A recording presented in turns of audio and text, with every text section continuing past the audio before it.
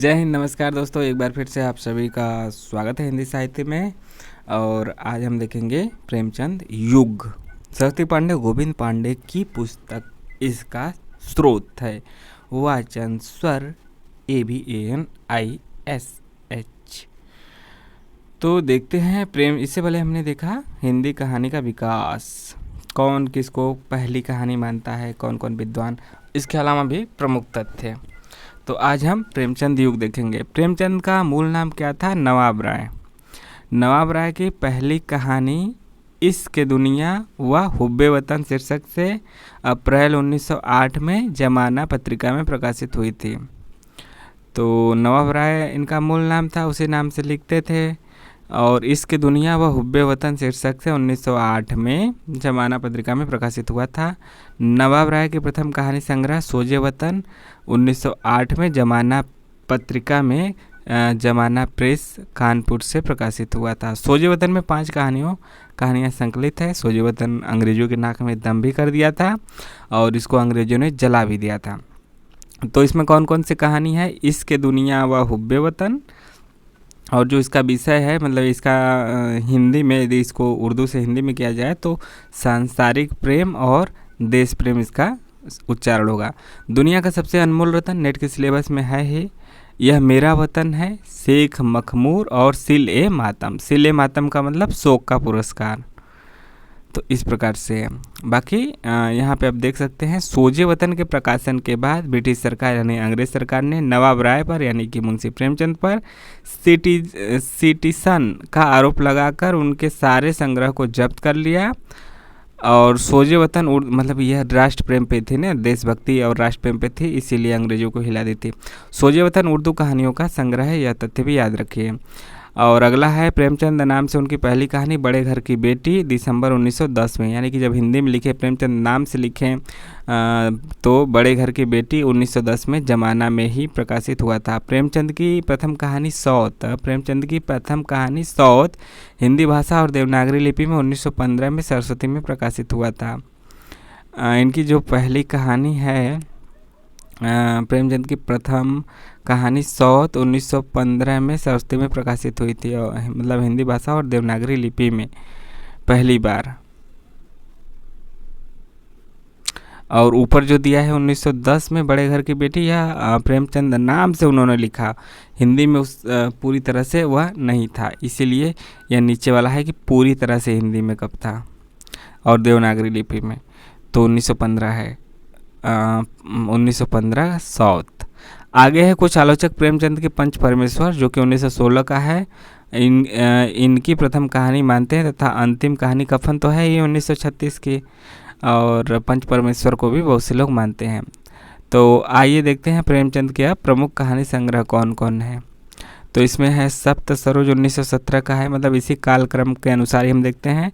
नवनिधि 1917 का है। प्रेम पूर्णिमा 1918, प्रेम पचीसी 1923, प्रेम प्रसून 1924, प्रेम द्वादशी 1926, प्रेम प्रतिमा 1926, प्रेम प्रतिज्ञा 1929, प्रेम चतुर्थी 29, प्रेम कुंज भी आपका एक साल आगे 1930, और सप्त सुमन 1930, और कफन 1936।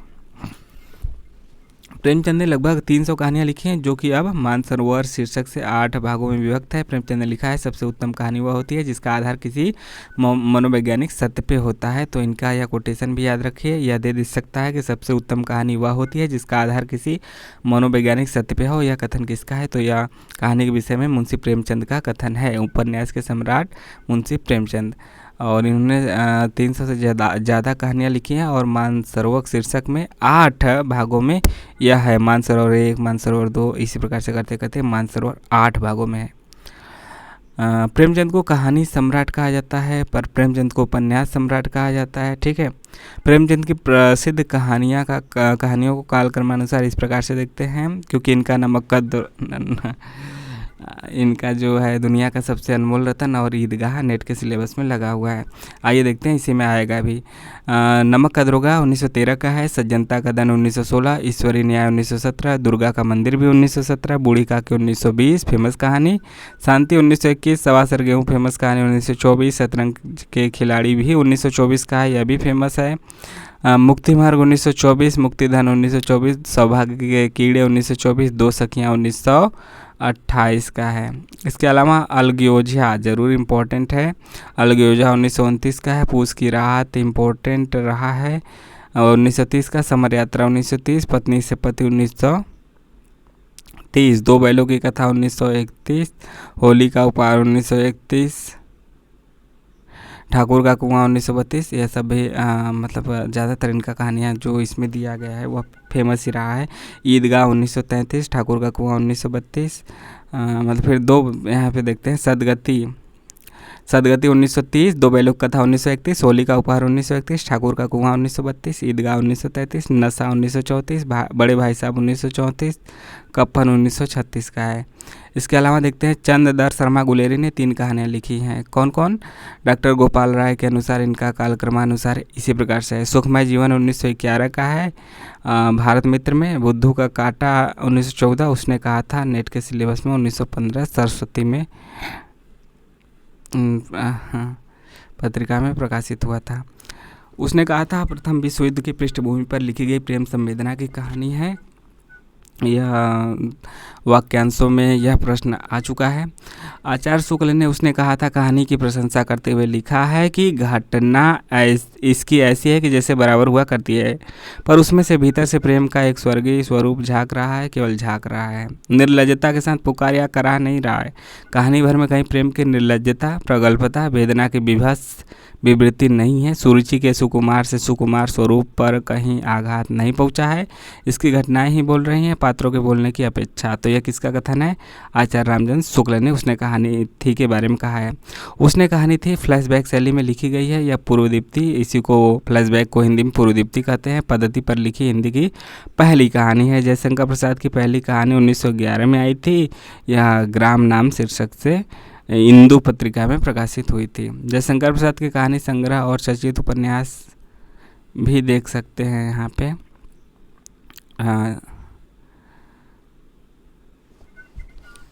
ठीक है, जयशंकर प्रसाद की प्रथम कहानी 1911 में ग्राम शीर्षक से इंदु पत्रिका में प्रकाशित हुई थी। जयशंकर प्रसाद के कहानी संग्रह और चर्चित कहानियाँ इस प्रकार से। कहानी संग्रह की बात की जाए तो छाया 1912 का, प्रतिध्वनि 1926, आकाशदीप 1928, आंधी 1931, इंद्रजाल 1936।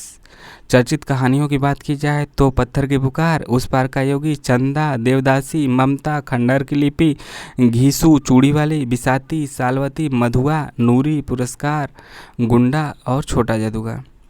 छाया प्रसाद की प्रथम कहानी संग्रह होने के साथ ही हिंदी का भी प्रथम कहानी संग्रह है, यह भी याद रखिए।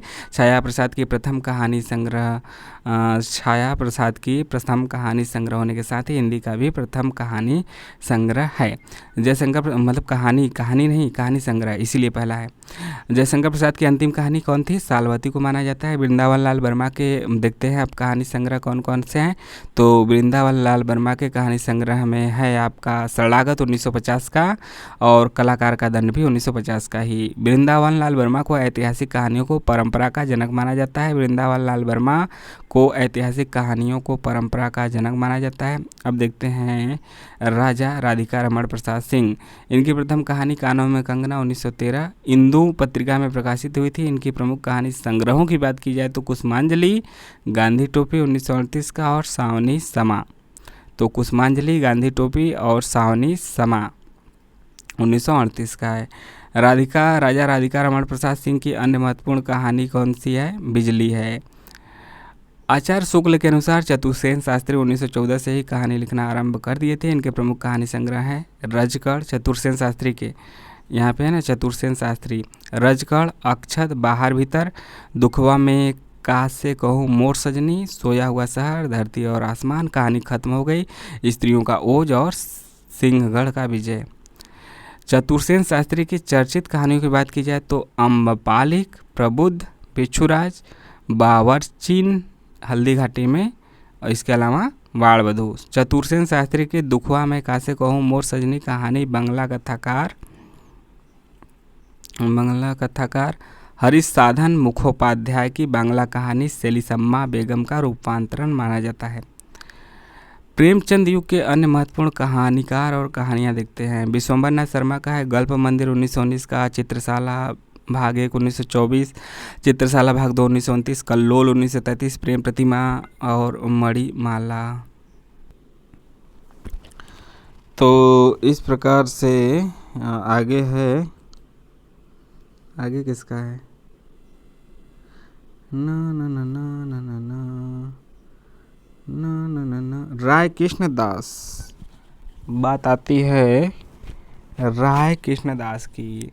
तो इनका जो है अनाख्या 1929, सुधांशु 1929, आँखों की सा तथा अन्य कहानियाँ 1941, राहुल संकीर्तन आजमगढ़ वाले, सतमी के बच्चे 1935, बोलगा से गंगा 1944 का है। शिवपूजन सहाय का है, महिला महत्व 1922 का, कहानी का प्लाट 1928 का।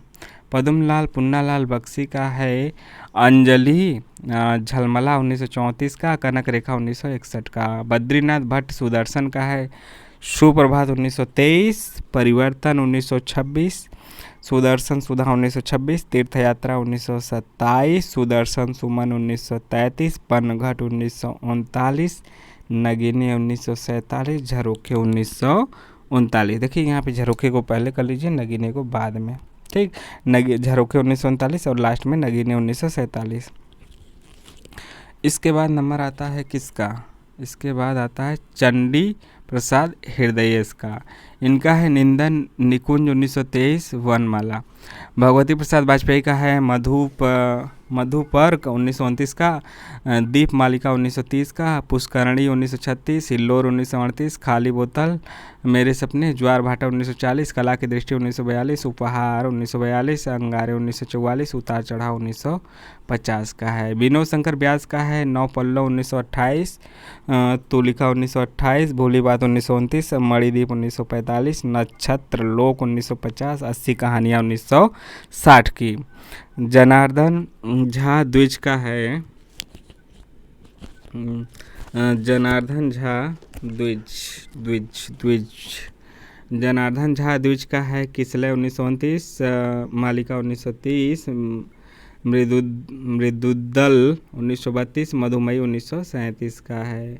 पांडे बेचन शर्मा उग्र का है, चॉकलेट 1924, शैतान मंडली 1924, चिंगारियाँ 1925, इंद्रधनुष भी है, घोड़े की कहानी, बलात्कार 1927 का है, निर्लज्जा 1929 का है, दोजक की आग, दोजक मतलब क्या होता है, नरक, तो दोजक की आग 1929 है, क्रांतिकारी कहानियाँ 1939, उग्र का रहस्य नहीं, उग्र का यहाँ पे है, देख रहे हैं ना, उग्र का हास्य 1939 का, गल्पांजलि भी है, रेशमी 1942 का, पंजाब की महारानी, चलो पेंसिल कहाँ गया, पंजाब की महारानी 1943, जब सारा आलम सोता है 1951 का। इसके बाद नंबर आता है चंद्रगुप्त विद्यालंकार का। इनका एक ही है प्रमुख रूप से, चंद्रकला 1929 का। सूर्यकांत त्रिपाठी निराला ने भी लिखा है कहानी, लिली 1934 का, सखी 1935 का। इसके बाद सुकुल की बीबी 1941 का।